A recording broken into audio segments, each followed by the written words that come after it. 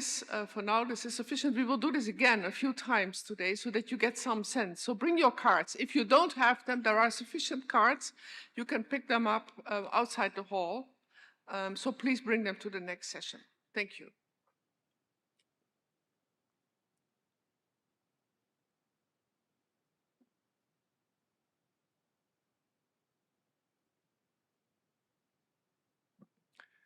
Thank you very much, moderator, for this orientation.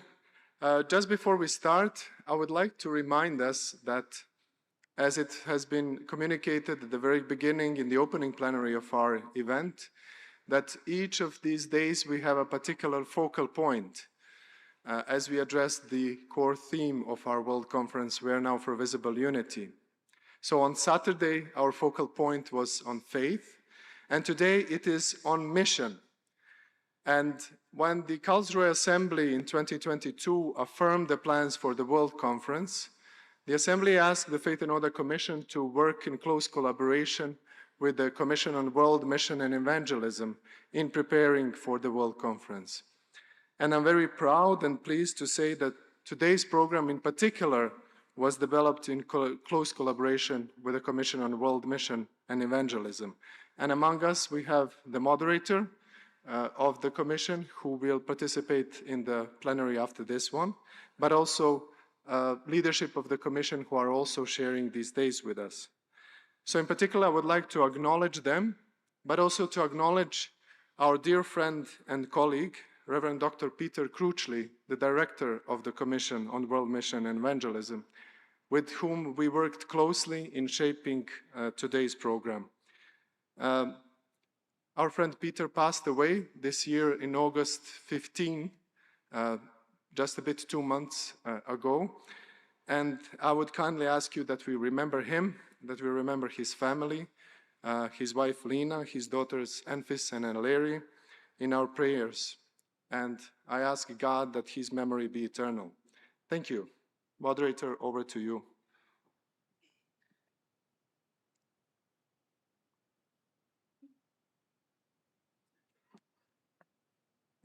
Thank you so much, our director and Miriam, for taking us through the consensus process, reminding us what we're supposed to do. May Peter's soul rest in peace. Welcome everyone to our plenary session on the theme, The Church in and for the World. Today, we are privileged to begin with 3 inspiring keynote speeches. Unfortunately, our first speaker, the Reverend Dr. Steptemi Lakawa, could not join us in person. However, we are delighted to share a recorded address which will be presented to us shortly.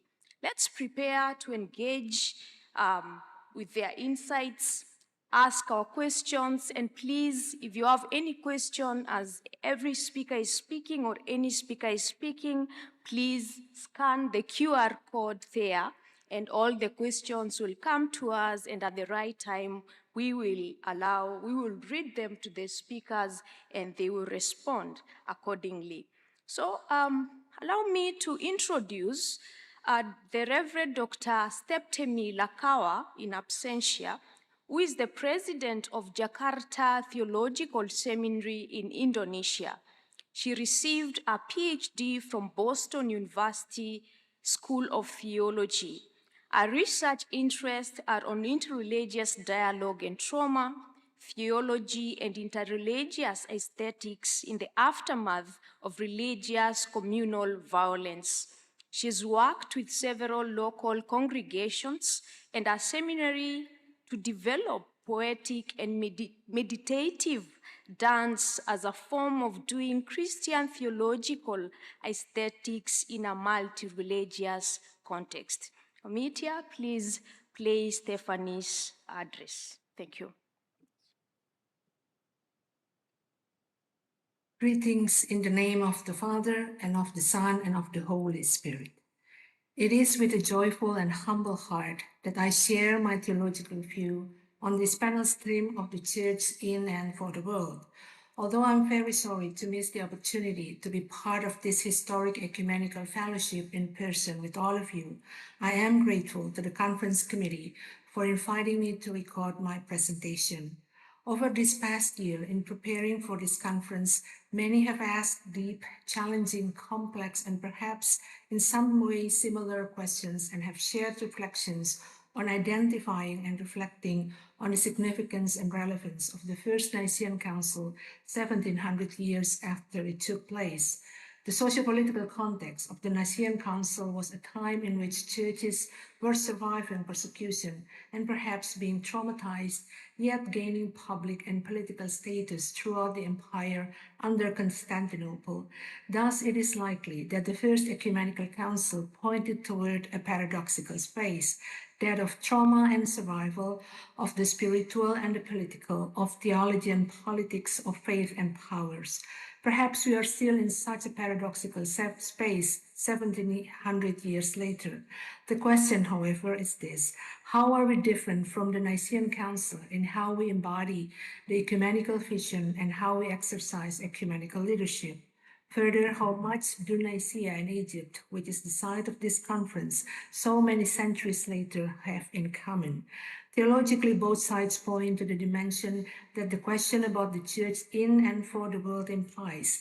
It is about the space, the spatiality of being ecumenical, the where, the location, the context of being church in and for the world.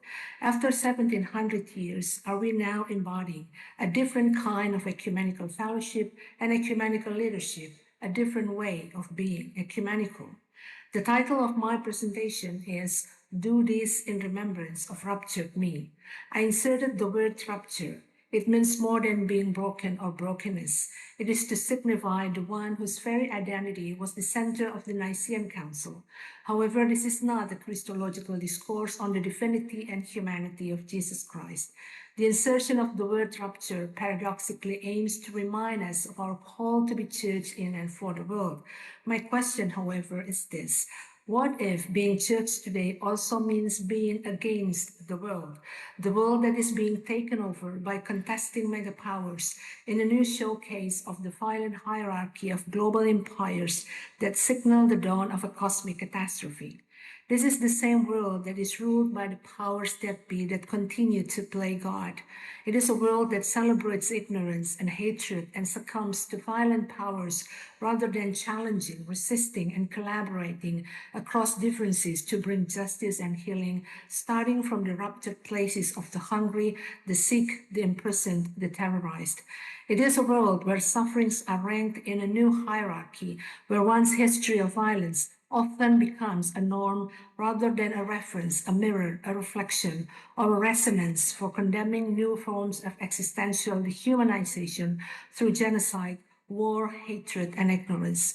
My use of the concept of after in the term afterlife in the subtitle of this speech, an afterlife ecumenical posture, is inspired by Palestinian liberation theologies, in which, according to Graham McGill in his introduction to the book Theology After Gaza, the meaning of after has always been spatial.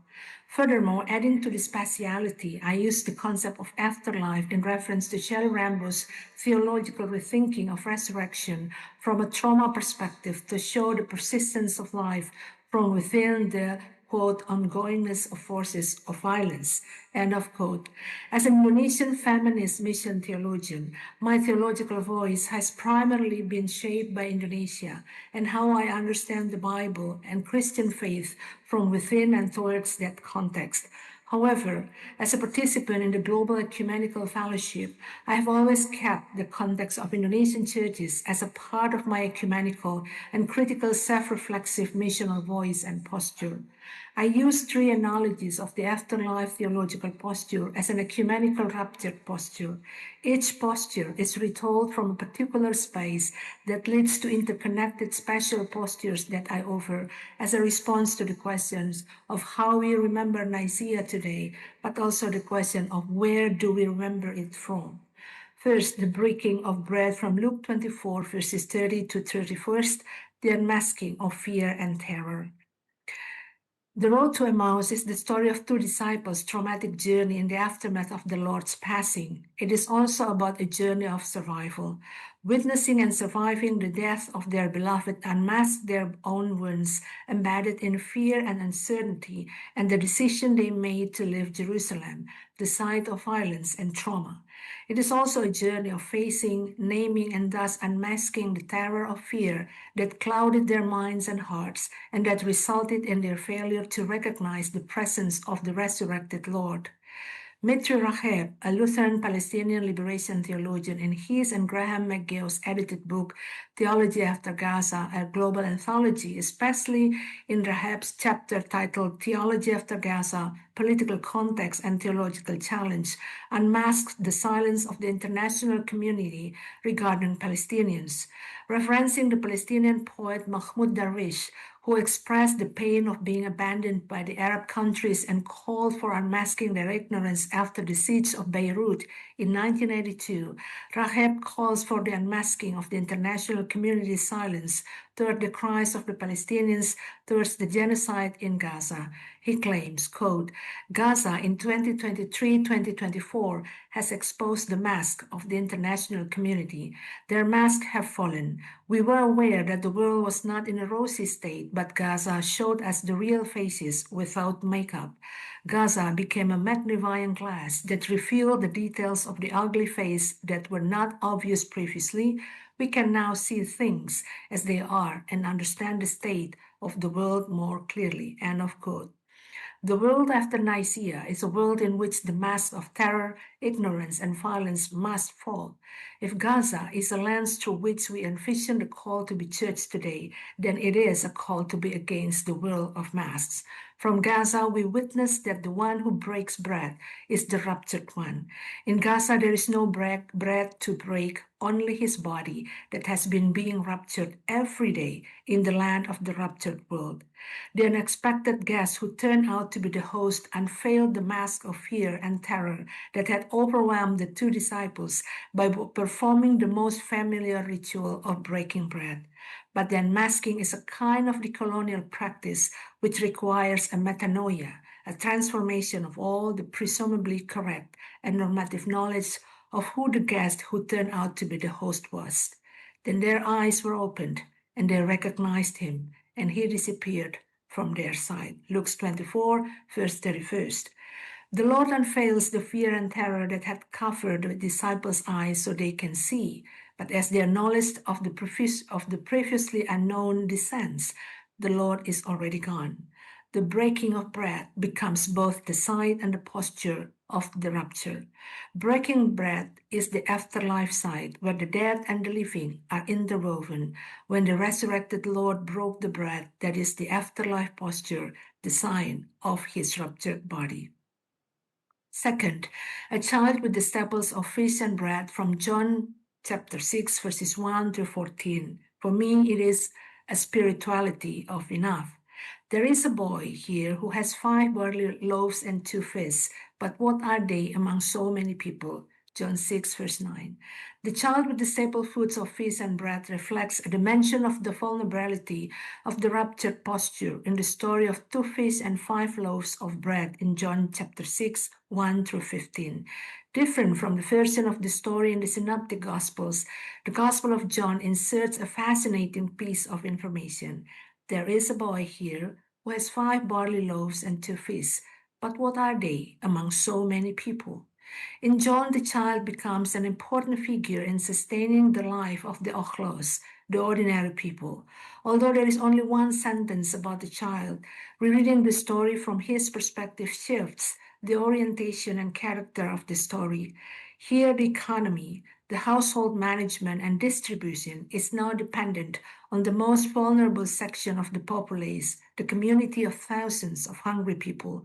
While the disciples doubt the feasibility of the only obvious option that is available, but what are they among so many people?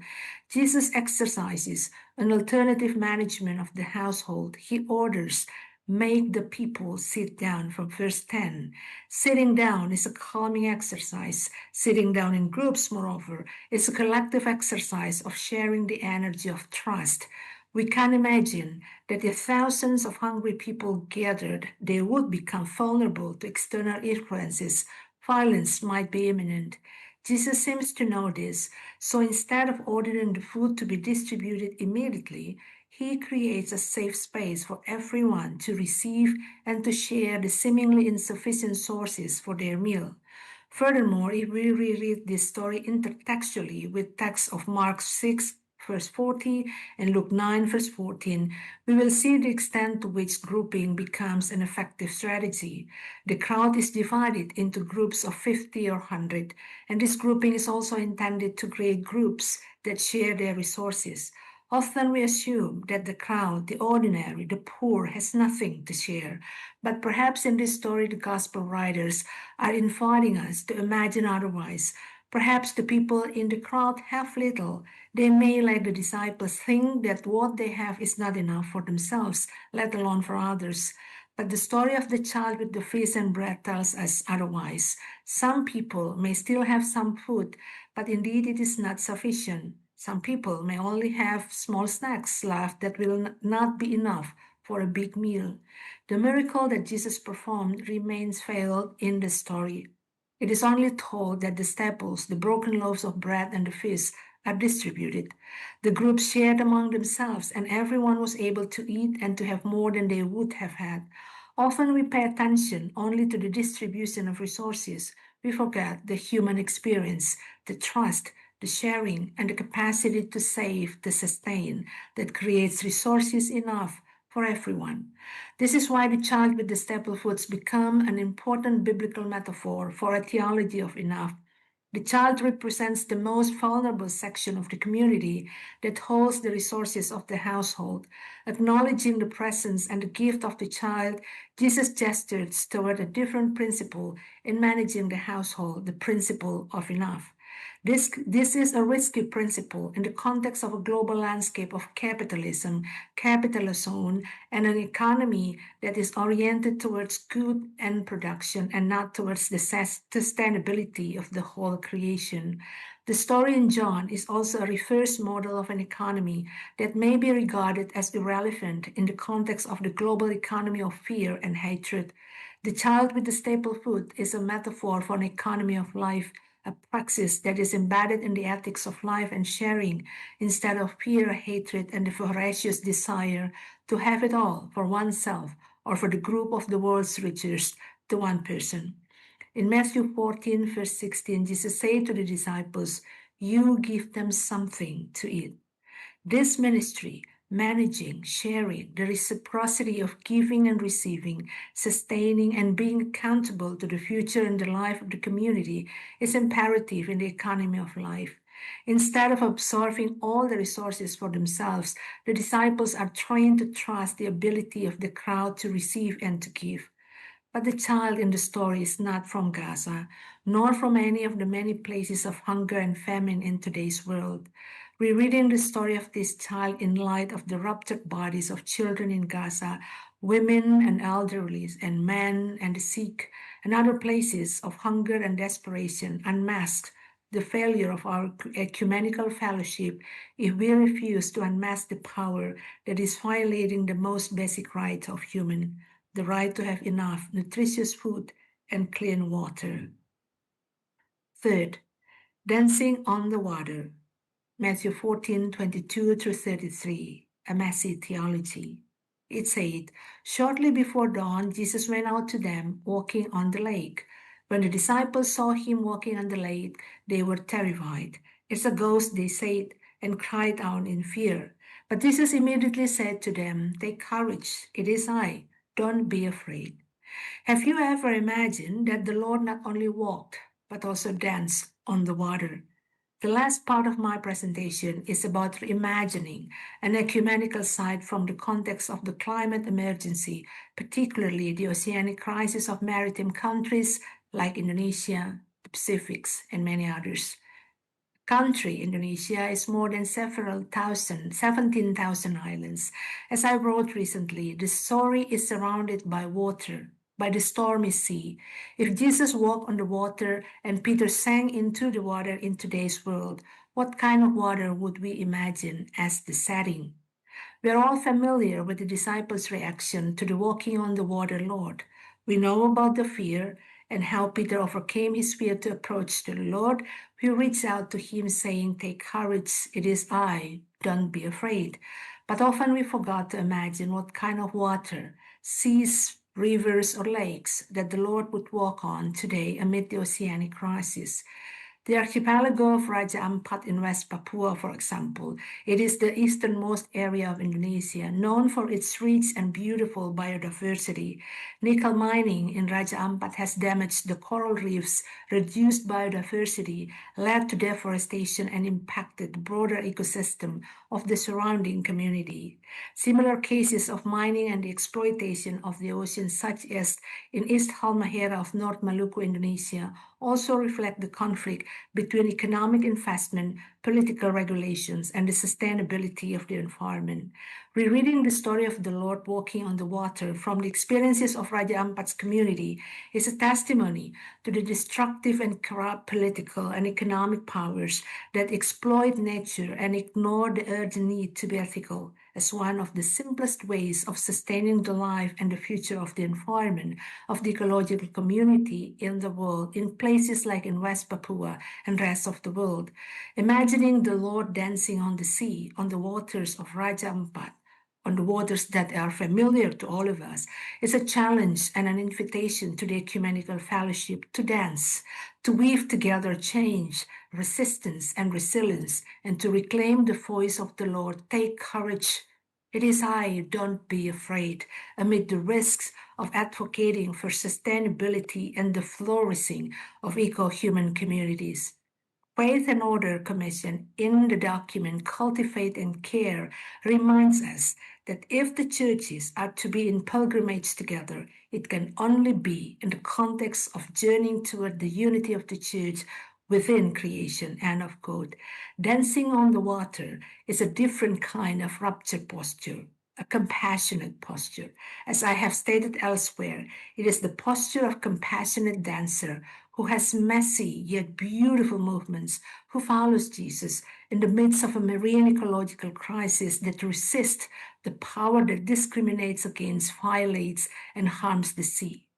The sea is a ruptured size since it is the landscape where the marginalized refuse to be silent, dancing the dance of the sea to challenge the powers that be in the struggle for transformation, justice, and healing. Dancing on the water mirrors a different kind of ruptured posture. End of quote. Dancing on the water needs to become dancing with the water to create a massive narrative where hope becomes a risky practice amid ecological distractions. These three analogies, the breaking of bread, a child with fish and loaves of bread, and the dancing on the water, project a kind of ecumenical posture, an ecumenical presence today as a ruptured posture, as a ruptured presence.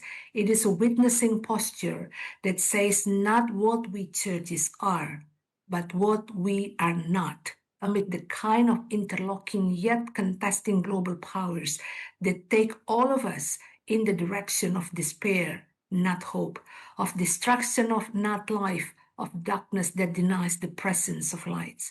The via negativa is the path of our ecumenical journey now, as it is in the lands of brokenness everywhere in our world today. Finally, as this panel is addressing how to be church today, the Benedictine nun Joan Chittister, a great spiritual figure of our time, responds to the questions of how to be human today, providing insight into a practice relevant to being ecumenical today. She says that to be human today is to listen to the world with a tender heart.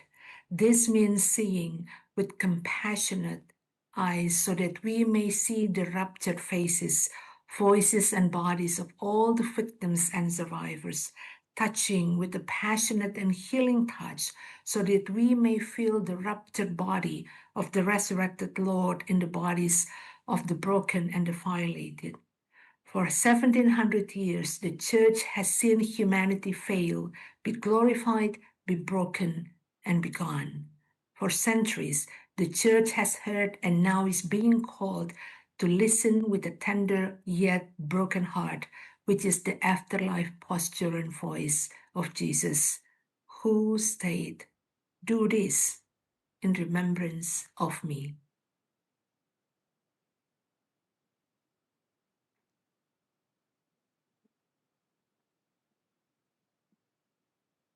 Yeah, do this in remembrance of raptured me. A world that celebrates ignorance and hatred is not the world that we desire. Thank you so much, the Reverend Dr. Lakawa, for that powerful first keynote speech. And allow me to remind you to keep sending your questions via the QR code, and the questions will be responded to us after all the three speakers have spoken. Now let me introduce to us our second keynote speaker, who is the very Reverend Dr. Evangelos Thiani. Dr. Evangelos Thiani is a doctor of theology and senior lecturer at the Orthodox Patriarchate Ecclesiastical School at Bishop Makarios III of Cyprus Seminary in Nairobi, Kenya. His doctoral dissertation at the University of the Eastern Finland in Joensuu on transformative philanthropic diaconia of the African Orthodox Church of Kenya was published at the University Press of the University of Eastern Finland in 2024. Additionally, Father Evangelos has published a number of articles of African Orthodoxy and its diaconia. Father Evangelos, you're welcome, please.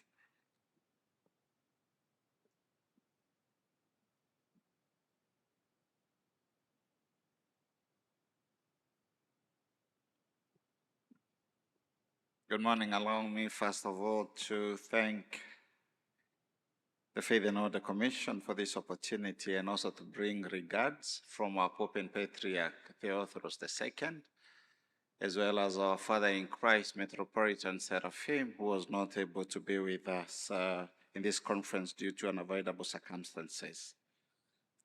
My talk is on Christian political ecclesiology of our time versus mission. The first slide, please. Nicaea was a highly politically motivated gathering, and a constant in the relationship between church and state took a new direction. The state's influence on religious affairs and theology, along with the church's use of the state in its missionary efforts and expansion, began to evolve. This fostered a form of political religiosity that still influences the political ecclesiology of Christians today.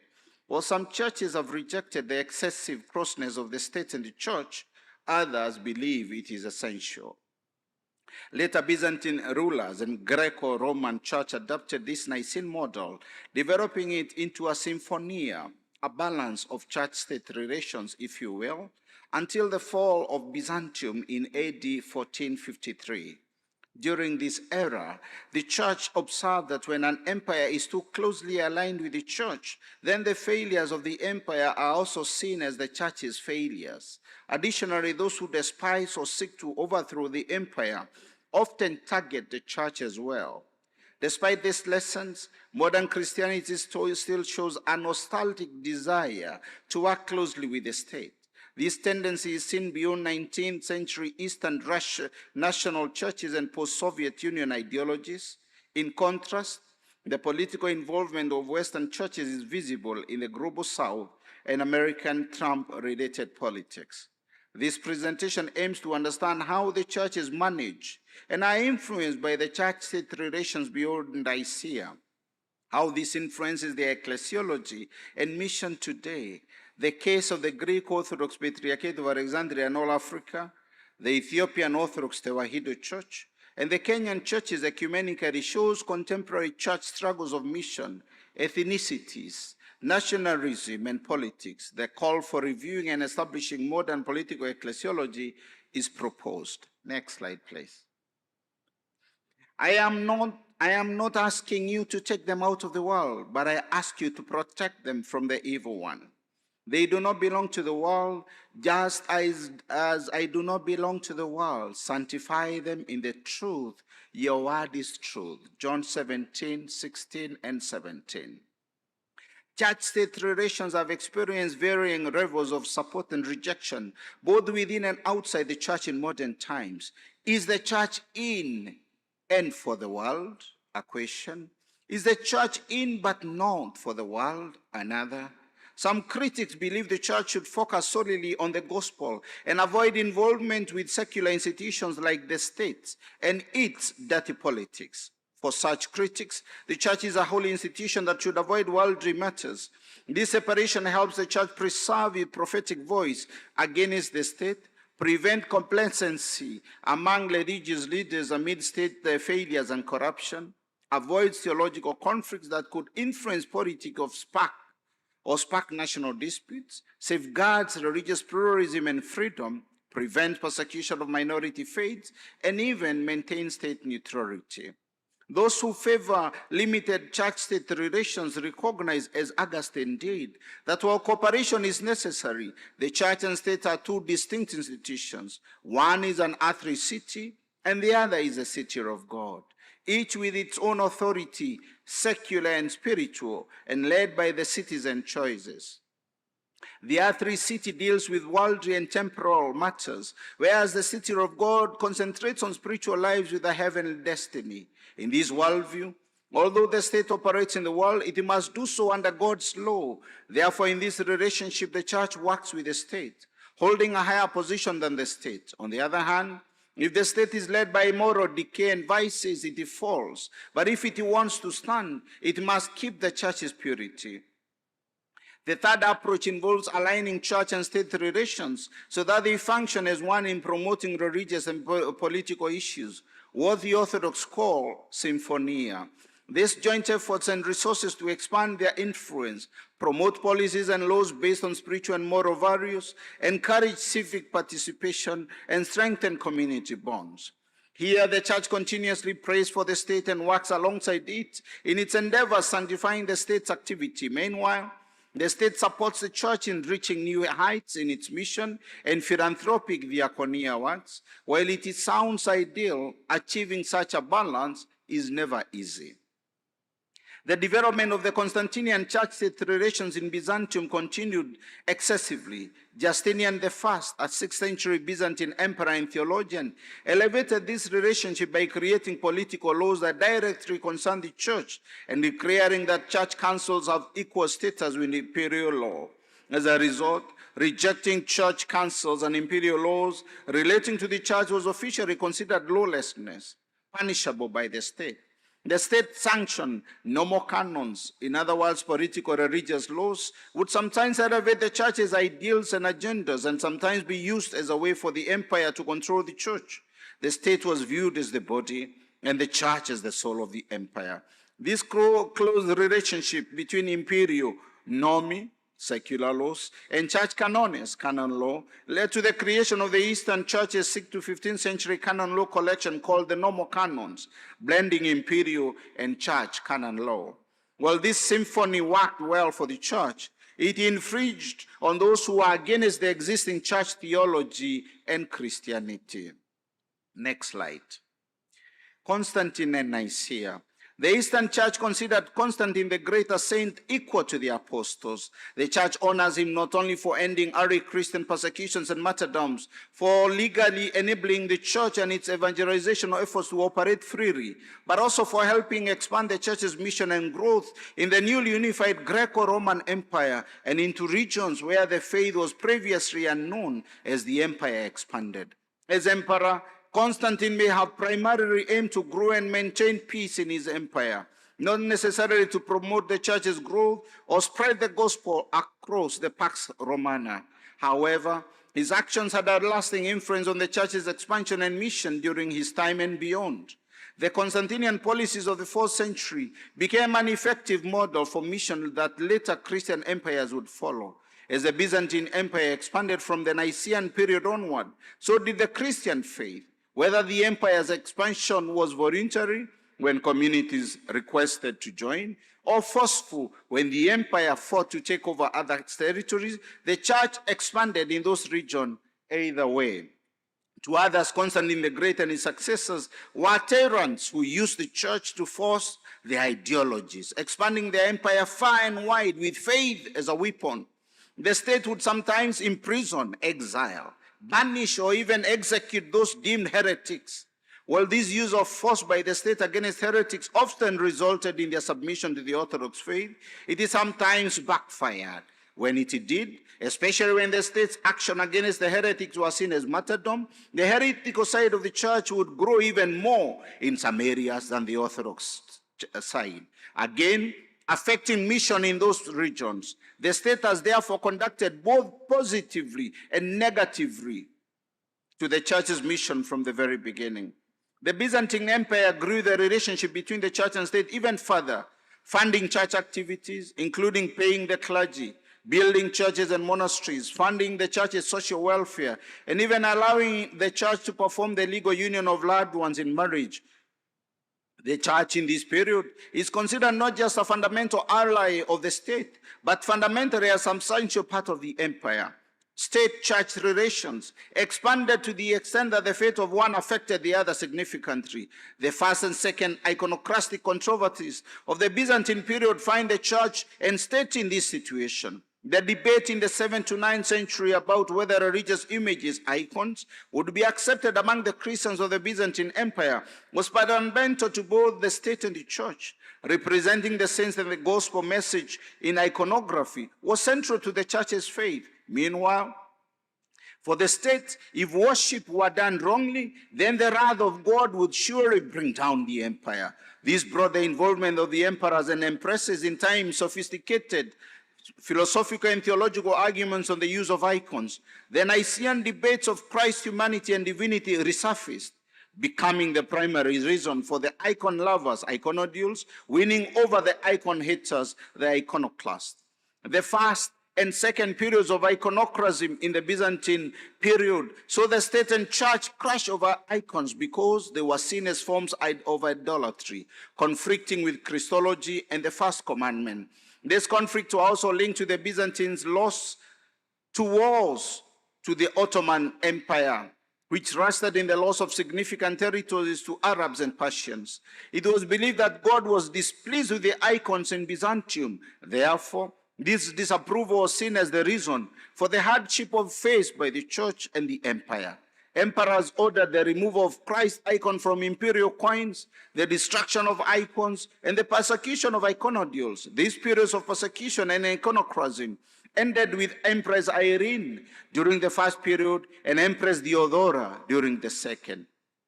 The incarnation of Christ, the God-man, along with distinctions between honor and worship, as well as between image and prototype, were key theological arguments that ultimately led to the restoration of icons in the church. This victory marked the triumph of orthodoxy, which is celebrated today on the first Sunday of Lent in the Eastern Orthodox churches. Because the church's faith was believed to influence the nation's faith, the tension between politics and political ecclesiology, along with iconoclasm, significantly impacted the mission and unity of the church in the 8th and 9th centuries. The church's conflict and divisions would not have stopped without the two queens we see here. Next slide, please. Political ecclesiology and mission. When political ecclesiology favors a close relationship between the state and the church, each institution benefits from the other. For the state, this helped calm the populace and decrease uprising of the opposition. Anyone opposing the state was also against the church. Many citizens, being Christian, avoided opposing their church-sanctioned Christian governments. Additionally, the church assisted the state in reaching grassroots communities through its state-funded philanthropic diaconia efforts. As a result, the state used the church as a form of soft power, enabling it to rule without significant opposition. For the church, this political ecclesiology fostered greater church unity through state-sanctioned shared theologies that helped eradicate heresies.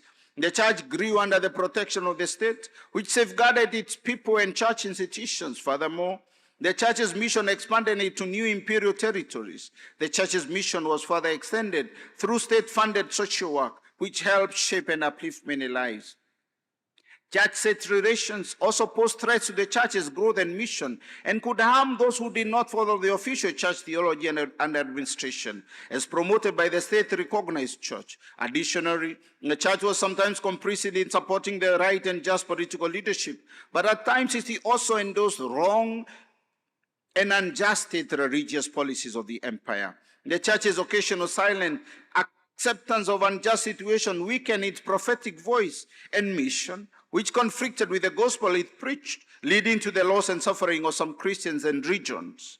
From Nicaea to today, Christians continue to pray and to work to maintain close state and church ties that help the church influence society, but it remains an enigma.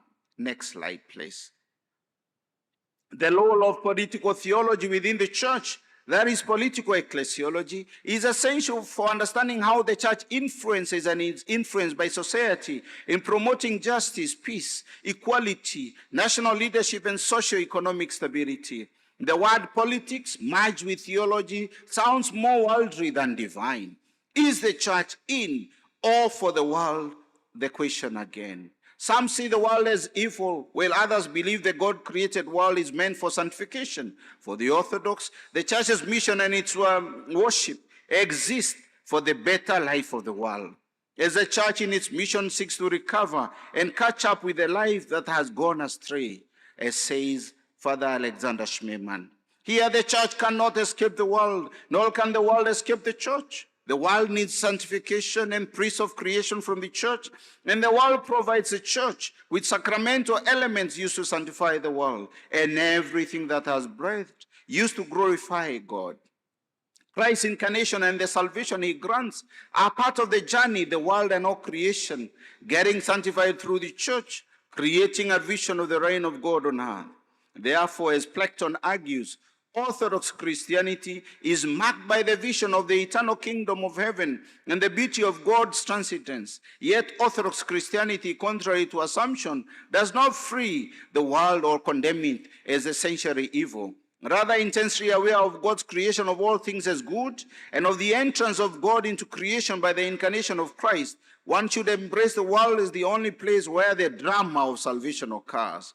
The church, as the outreach of the kingdom, seeks to transform the world again into God's good creation, end of quote. Deducing all this puts the church in a difficult position.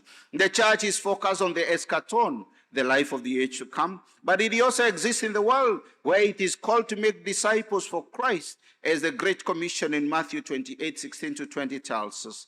To use creation to glorify God, as Genesis insists. The church must fulfill both roles, even when tensions arise between the world and itself. Next slide, please. Contemporary churches have favored one or the other political modalities. Assessing them is paramount in understanding how this affects the mission. Here are some examples of the complexity of church-state relations in contemporary Orthodox mission, especially here in Africa. Case study one is the Church of Russia, Ukraine, here in Africa. The Eastern Orthodox Church spread to Slavic lands through invitation from their rulers, including King Lostrav and Prince Vladimir. Furthermore, the Byzantine Symphonia molded in this region was used to unify the people and resist Germanic influences and their Latin missionary efforts. Therefore, the use of church-state relations to delay religious and political competition in these lands is not new, as many may think. After communism, the church in Russia experienced a significant revival. It re-entered society and impacted the country's social identity, religious life, and political policies. The government supported rebuilding churches and monasteries, along with the church's extensive philanthropic work, while the church built the people's spiritual identity. Meanwhile, the church and state supported the ideologies of the Russian world. This Ruski Mir, Russian world ideology, which envisions the state and church in Russia growing and influencing others globally, was revived, especially under President Putin and Patriarch Kirill. They particularly emphasized the importance of avoiding Westernized ideologies, Western politics, and even Western religiosities. This policy favors the Russian Orthodox Church and the state, along with their global expansionist goals. The ongoing Russian-Ukrainian war is, according to the Russians, about distancing the Slavic territory from Western influence, including Western religiosity, Western economics, Western politics, and even Western modernity. NATO and the Ecumenical Patriarch are seen as oppressors by the Russian state and church narrative. For the Ukrainians, a state and even a church can choose who to associate with. Therefore, their desire to be free of the Russian models, whether that favors what has traditionally been accepted or been their stand. The Ukrainian church and state jointly sought liberation from Russia. The state knew it would not go far without the church, and vice versa. Therefore, President Zelensky, a Jewish man, was also involved in pushing for the autocephaly of the Ukrainian church. He equally needed the church's support in distancing his nation from Russia. To stop this joint church-state move of the Ukrainians, Russia invaded Ukraine in 2022, and to this day, the deaths registered from both countries are staggering indeed, of the two nations having come from the same church, being the reason they unite and finding ways of bringing a ceasefire. That was not the case. Being Orthodox, among others, have instead fueled the war between the two countries rather than unite them. The Greek Orthodox Patriarchate of Alexandria and all Africa supported the Ukrainian state and church on this issue. The Patriarchate of Alexandria accepted the autocephaly granted by the Ecumenical Patriarch in 2018 to Ukraine, but also condemned the war afterward. This decision significantly affected the Church of Alexandria. The Moscow Patriarchate proclaimed the Patriarchate of Alexandria a schismatic church and eventually established an exarchate in Africa in 2021, considering there is no more an Eastern Orthodox church in Africa, taking some of the Patriarchate of Alexandria's clergy and churches in the region. This has led to many court cases, conflicts, and losses of Orthodox Christians amidst many parish conflicts which were not there before. Additionally, the canonical territory of the Patriarchate of Alexandria, confirmed by Canon 6 of the First Ecumenical Council of Nicaea, and later expanded with a sub-Saharan section added by the Ecumenical Patriarch to Alexandria in 1921, was for the first time encroached upon by a canonical Eastern Church. Furthermore, many Africans have since joined the war in Ukraine through job agencies, as Russia uses the church as a tool of soft power to expand its economic and military influence in Africa. All these factors have caused the long-standing relationship between the Patriarchate of Alexandria and the Moscow Patriarchate to break, with both churches no longer in communion. The distant conflict in Ukraine has profoundly impacted the African Orthodox mission. Next slide, please. The Ethiopian Orthodox Tewahedo Church, the largest Oriental Orthodox Church in the world by membership, became autonomous from the Coptic Orthodox Church in 1959. Since then, it has faced daily leadership struggles that threatened its unity. Unfortunately, recent national events have plunged the church into highly politicized and ethnic conflicts. In 1991, the Ethiopian Orthodox Tewahedo Church split into two factions, forcing the one of their patriarchs, Abuna Makarios, and his followers into exile for over 27 years. The schism and exile occurred after a new patriarch was elected, following the Ethiopian People's Revolutionary Democratic Front, removing the Derg military regime from power. It was again a Derg military officer turned politician and Ethiopian prime minister in April 2018 under the Prosperity Party who helped bring this Ethiopian Orthodox group back from exile to Ethiopia. Prime Minister Abiy Ahmed, an adherent of Oromian Pentecostalism, brokered the reunion of the two patriarchs and sought peace within Ethiopia. This effort, along with others, ultimately led to Prime Minister Abiy receiving the Nobel Peace Prize in 2019. The state promoted the unity of the Ethiopian Orthodox Church, demonstrating how much it valued the church's cohesion and how much respect the Ethiopian church still holds for the Ethiopian nation, if at all they agreed to broker their union. Then came the ongoing war in northern Ethiopia, which started in 2020 between the Ethiopian National Defense Force and the Tigray People's Liberation Front. Many lives have been lost, properties destroyed, and military and political leaders arrested and persecuted. The Ethiopian Orthodox Tewahedo Church remained silent at first, probably because Prime Minister Abiy, who united the Ethiopian church, also led the defense forces that were fighting the Tigrayans. limiting their prophetic voice. Some Ethiopian Orthodox clergy and lay people from the north, realizing that their church headquarters was not defending them, took action to fill the gap. They were seen as out of line because that was not supposed to be their role. This sparked the current divide between the Ethiopian Orthodox Tewahedo clergy and faithful, between the north and the south. Upon closer examination, what fractured the Ethiopian Orthodox Tewahedo Church was not a crecio or theological issues, since none have been raised, but rather national differences intertwined with the local ethnic identities. The Orthodox Christians in northern Ethiopia are mostly of the Tigrian ethnicity, while those in the central and southern regions are mainly of Amharan and Oromo ethnicities. Ethiopia's national differences are similarly shaped by such divisions line. Therefore, ethnicity combined with the national politics seem to influence the Ethiopian church and state to the point of breaking them apart. Next slide. The Kenyan Gen Z movement and the church. The churches of Kenya have been involved in political matters since colonial times. The churches that supported the Mau Mau liberation movement from 1930 until 1963, when Kenya gained independence, included the current independent and Orthodox churches in Kenya, as the missionary churches at the time backed colonial authorities. The second significant phase of social liberation in Kenya occurred during the push for multi-party democracy in the 1990s.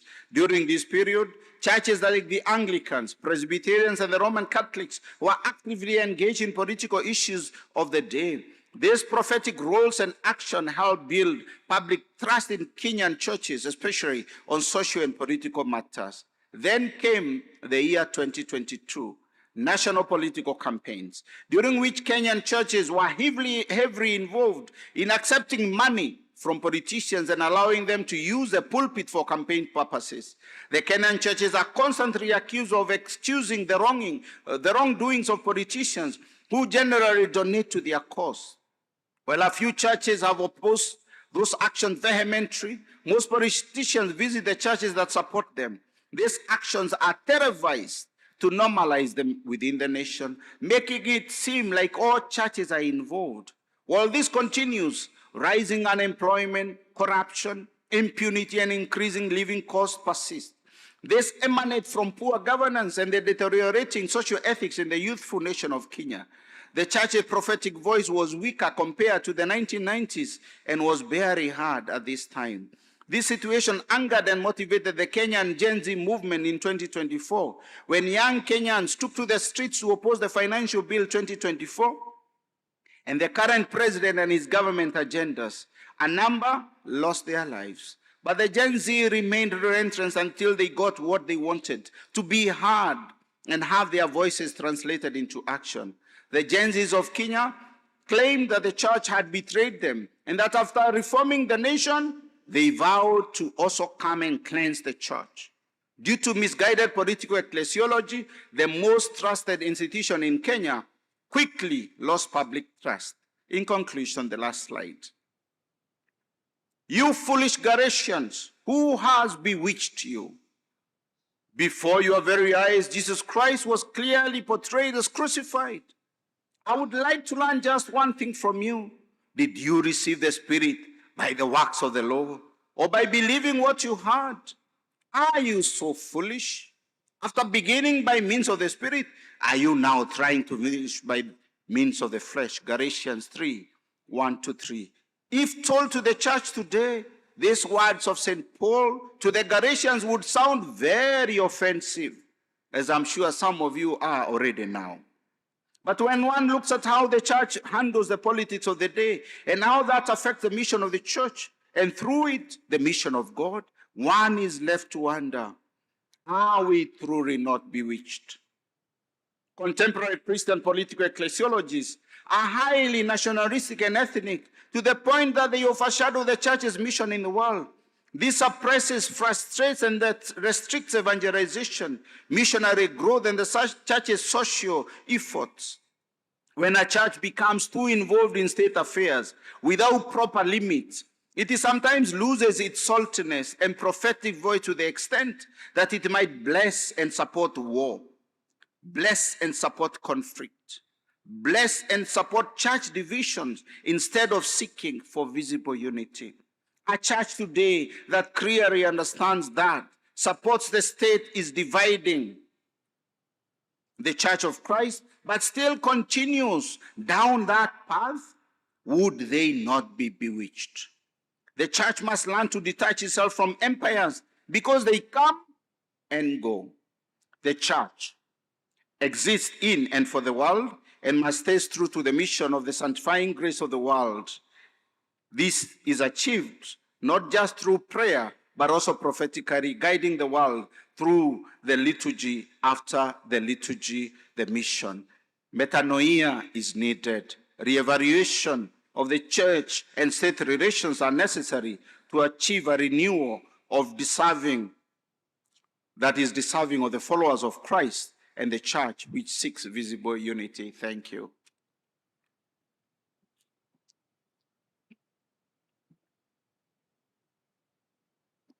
Thank you so much. When the empire is closely related to the church, then the church is also seen as an empire. Is the church in and not for the world? And as the Kenya Gen Z say, the silence of the church is too loud. I am one of them. So allow me to invite our last keynote speaker, who is the Reverend Canon Dr. Carlton Turner. Dr. Carlton Turner is a contextual and practical. Dr. Carlton Turner is a tutor in contextual and practical theology and Deputy Director of Research at Queen's Foundation and also canon theologian at Liverpool Cathedral. He leads the Anti-Racism in Theological Education research project carried out at the Queen's Foundation through sponsorship of the Racial Justice Unit of the Church of England. He is author of two academic monographs, Overcoming Self-Negation, Jankuno and the Church in Contemporary Bahamian Society, and Caribbean Contextual Theology, an Introduction. He's also published many book chapters and articles which are in the intersections of practical theology, racism, decolonization, and particularly theologies formed within the African Caribbean. Furthermore, Carlton is also a fellow of the John Templeton Cross-Training in Psychology for Theologians through the University of Birmingham, where his research focuses on racism in the Church of England. Dr. Carlton, you're welcome, please.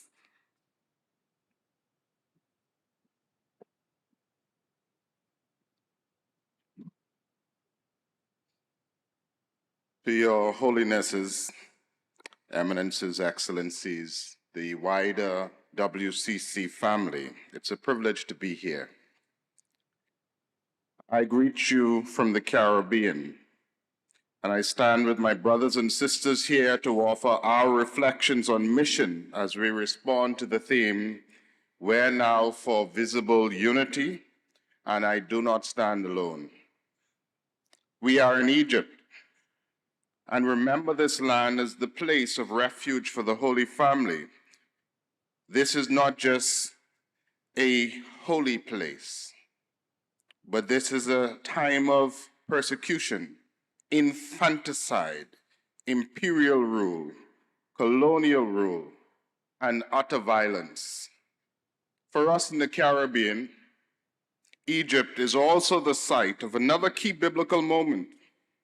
It is the place of forced labor, exploitation, imperial domination, one in which we learn the name and the power of God to deliver. It is where we hear the words, "Let my people go." In these lands, we learn the divine name, I am that I am. I will be what I will be. I cause to be what I cause to be. It is the land of the Exodus, and we sing it. We hear it in the haunting words of Bob Marley, "Emancipate yourself from mental slavery. None but ourselves can free our minds. Won't you help me sing? these songs of freedom, they're all I've ever had. Redemption songs. Theologians in the liberation tradition see that God in these lands show us that there is a preferential option for the poor. And in the place of the Caribbean, as Cartwright Davis reminds us, that emancipation is still coming. It's by no accident that we're here. Egypt is the place where we learn firstly about the processes of empire and colonization, and of a God who stands in the midst of it all and declares his holy name and his holy nature. These are also the lands that have taught us to find God in the desert. In the earliest memories of the church, you have taught us to guard the divine mystery, the incredible sight of the mystics and of the desert fathers and mothers, the ones who remind us that God is a living God, not far removed or remote, but here and now in the midst of a very broken world. And it is here that I want to unpack for us this idea of decolonization and the need to always make an inward journey to resist the destructive, mammonic, alienating, numbing, dehumanizing, insidious, idolatrous legacies of colonial power. I offer a Caribbean perspective, for we have come to see that even the church and even the faith is not immune from the destructive powers of colonization, that we must delink, disentangle, and decolonize from our multiple perpetrations of violence. But before I go to my context, let's begin with Jesus the Christ. John 18:36-38, Jesus said, "My kingdom is not from this world. If my kingdom were from this world, my followers would be fighting to keep me from being handed over to the Jews. But as it is, my kingdom is not from here." Pilate asked him, "So you are a king?" Jesus answered, "You say that I am a king. For this I was born, and for this I came into the world, to testify to the truth.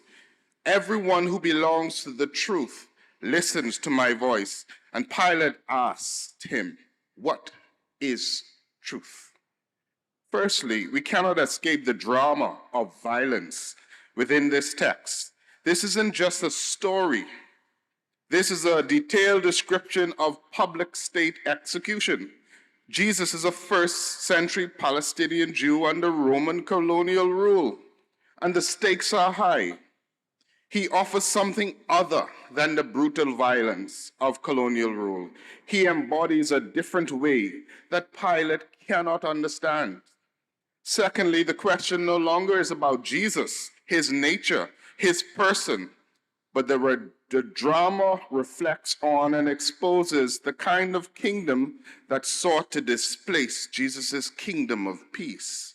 In John's narrative imagination, Jesus exposes both the futility and the preposterous attempts at power and control, the heartbeat of colonial rule. And finally, as the writer of John's Gospel leaves that big question hanging: what is truth? When we read the Gospel, truth has always been a person, Jesus, God incarnate, the hope of salvation. We must wrestle with the biblical text as also the place in which colonial forces play out. Jesus cannot be understood apart from Roman colonial rule. Colonization does not begin with the expansion into the New World in 1492. Colonization is fundamentally the context of the biblical world. It is the context in which prophets proclaim God's justice. It is the context in which the Nicene Creed develops. It is the context in which we live here and now, without question. It is always in the room, in every religion, in every denomination, and in every church. Wherever power is used to exploit, to alienate, to silence, to intimidate, to ignore, to ridicule, and to, as my Palestinian friend, Reverend Ashrif reminds us, to dehumanize. Same power, same process, same motivation, same kingdom, and it is not the kingdom of God. The common faith in the revelation of the triune God as agreed in Nicaea remains an enduring, beautiful, and good summation of the faith that we should rejoice in. However, the truth of God's revelation is not that which needs to be defended here, unlike the ancient controversies over Arianism. What needs assessment and exploration are the kinds of Christianity that we have always sought to defend who have always sought to defend the truth of Nicaea. And thinking from the global south, particularly the African Caribbean, where the mission of the church proceeded through colonial violence, a decolonial approach to our common Christian inheritance requires deep inward work. Perhaps we might learn from those who have had to navigate the shadow side of the church in Christian history.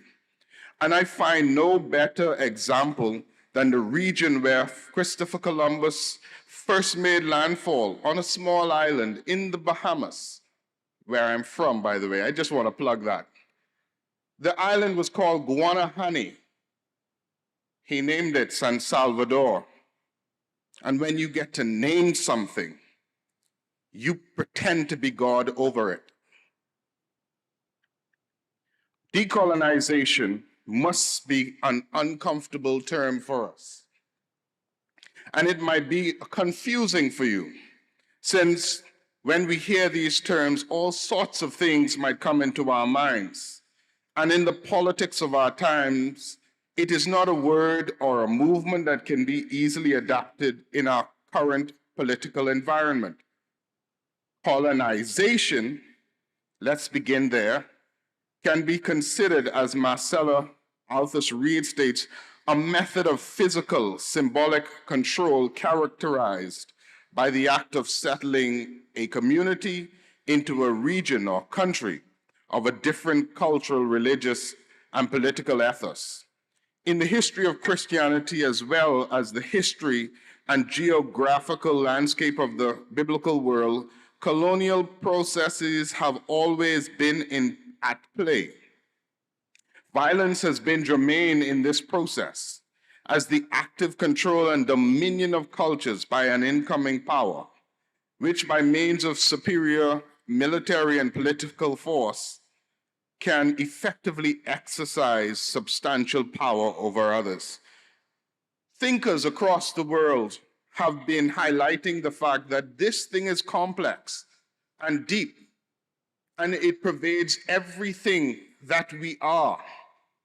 We think of Frantz Fanon, Albert Memmi, Sylvia Wynter, Aimé Césaire, three of whom are Caribbean, by the way. They have highlighted this inherently complex and often interdependent violence between oppressed and oppressor. And I tend to look at decolonization through reflecting on what is fundamentally a big part of it, and that is violence. And I want to unpack that quickly for you.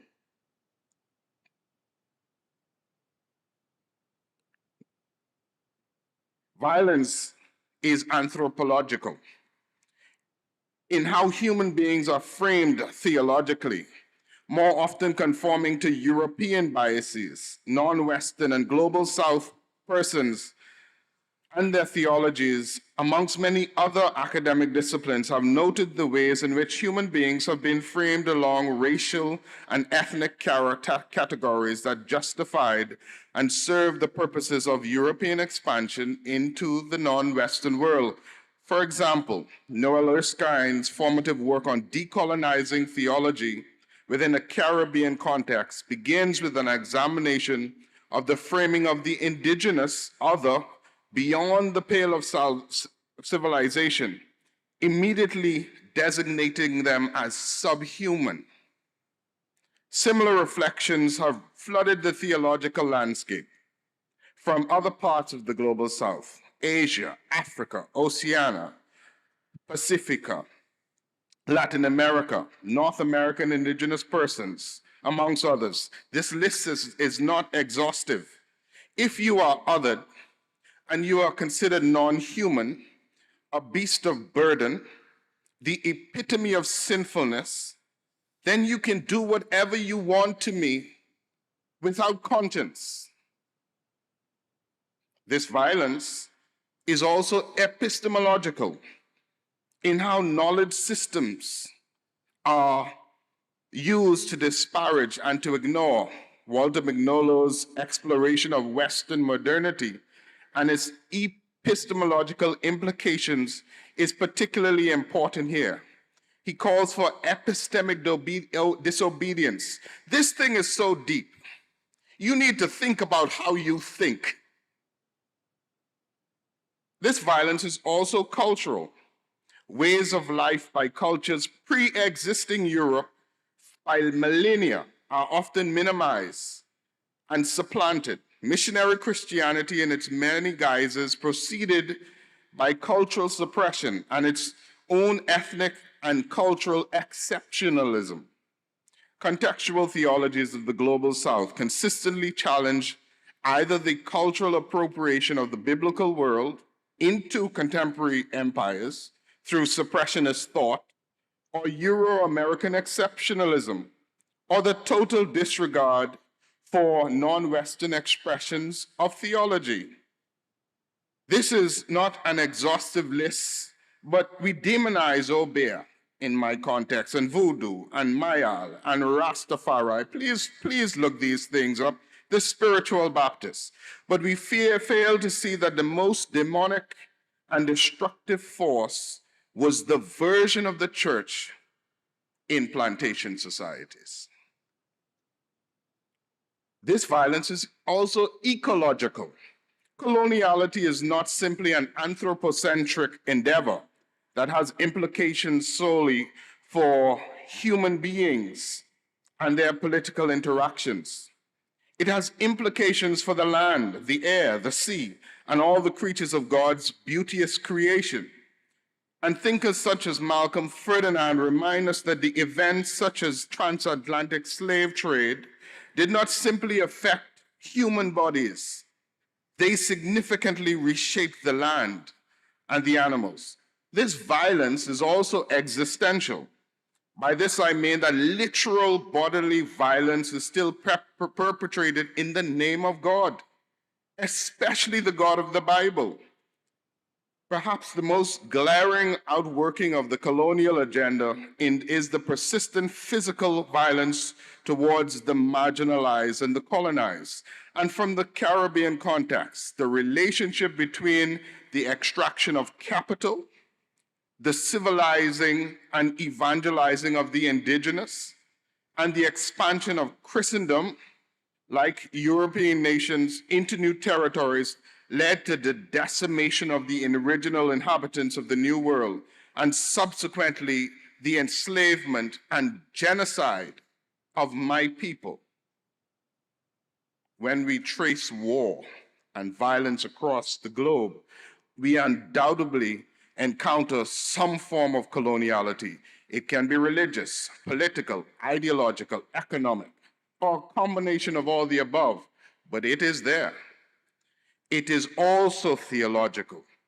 And ultimately, a decolonial turn suggests that theology itself, as it has been formulated, inherited, perpetrated, and exercised, is often colonized or colonizing, we must check our theology.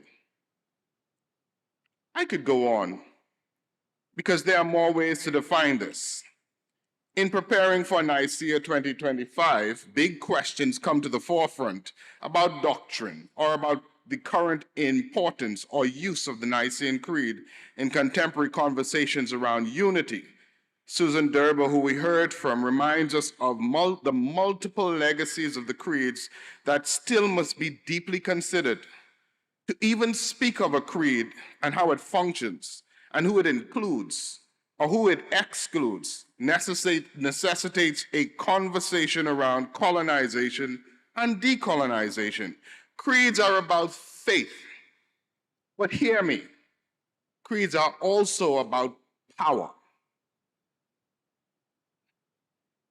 The faith that has been handed down to the beloved region that I come from is not, nor has ever been innocent, nor neutral. It has been violent. And where uninterrogated and unconfronted, this violence is handed down generation after generation in one form or the other. A brief historical survey must begin with Christopher Columbus, where the New World was encountered for the first time. And if you meet people you never saw before, and they happen to be a little bit brown, unlike you, and you are about to be shipwrecked, what's your first reaction? This is what he writes in his journal. It appears to me that the people are ingenious and would be good servants. Where does that come from? And I am of the opinion that they would readily become Christians. Why? As they appear to have no religion, really? They very quickly learn words that are spoken to them. And if it please our Lord, I intend at my return to carry home 6 of them to your holinesses. What? This was the first meeting of Europe in the New World, amid a time when fiery embers of the Reformation were beginning to come alive in Western Christianity. The region that was to become the Caribbean was the first meeting point between what I refer to as missionary Christianity or European imperialist Christianity and the various indigenous cultures that populated the lands and seas of the New World. But we know the story. He enters, and genocide follows.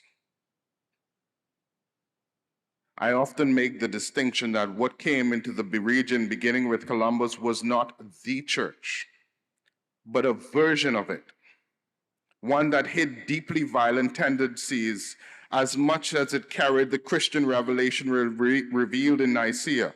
What entered the region was a form of Christianity built upon the creedal formulations of Nicaea, but one that was also deeply imperial and as such deeply violent to those deemed marginal to the European imagination. All the denominations of Christianity are represented in my region. They're there. Every religion, or most of them, are there. All sit within colonial violence. The very shaping of the region was violent. Let me conclude. For me, decolonization is meant to be an inner process of awareness of the complex legacies of colonization in shaping the present world in which we live. As a matter of fact, we have a world marked by violence, religions generally, and the church in particular, no matter their historical roots, bear much responsibility for this violence. To be clear, the church, no matter the denomination, has done good work. I'm not dismissing that. However, we are neither innocent nor neutral and must be subjected to decolonial scrutiny. for our own sake. I liken this process to that of a kind of therapy, an introspection. While we function in the world, it does not mean that we are not in need of healing ourselves, wholeness ourselves, so that we might be agents of healing and wholeness in return, and not perpetrators of violence in its many forms. And believe me, violence isn't about all what you do.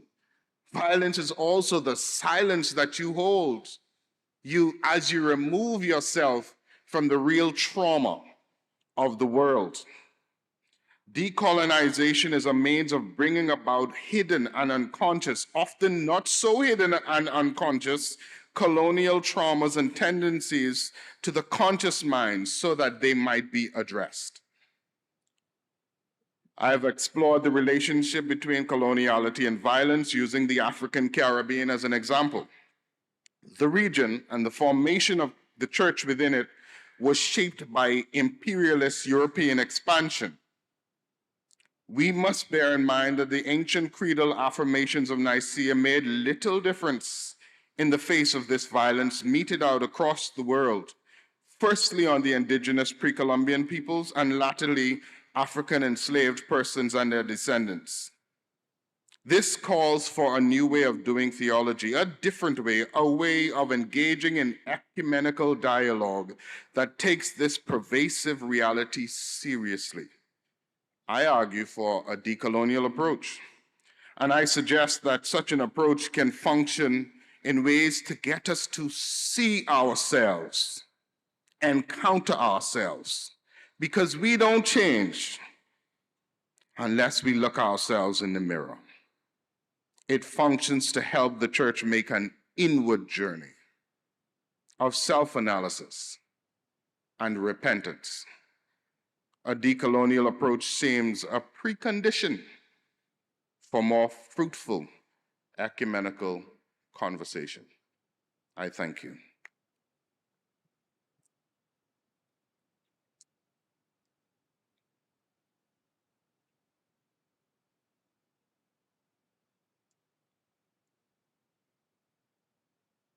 A very big thank you to all of our speakers for some very rich presentations full of thought and challenge for us today to kind of examine our histories and be self-reflective about the dynamics of power at work in our churches and among us today.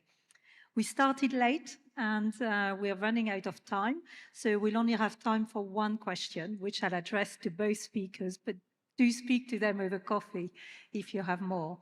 So just for both of you, what does unity look like in the light of the issues raised in our three presentations?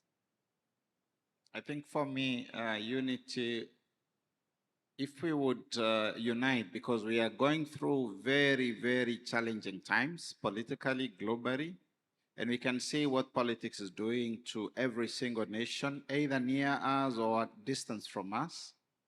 Those who have already political theologies and those who do not have are finding the same challenges. Maybe unity would be coming up with a new political ecclesiology, a new political theology that would cross from east, west, south, north, that all churches would think through about so that we can be assisted on the way forward.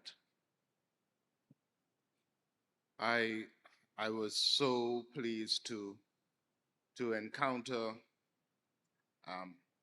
Brother Moses the Black and to learn of Saint Macarius. These things I've read of in history, and I am happy and privileged to encounter so many different people. I start there because unity means that I don't need to be you, but we can find each other in the depth of who we are.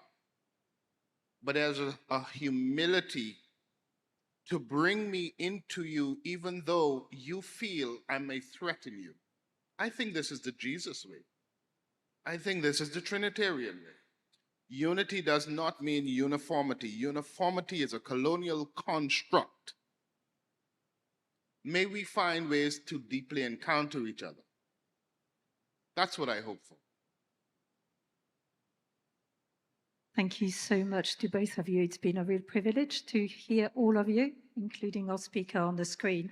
We'll now move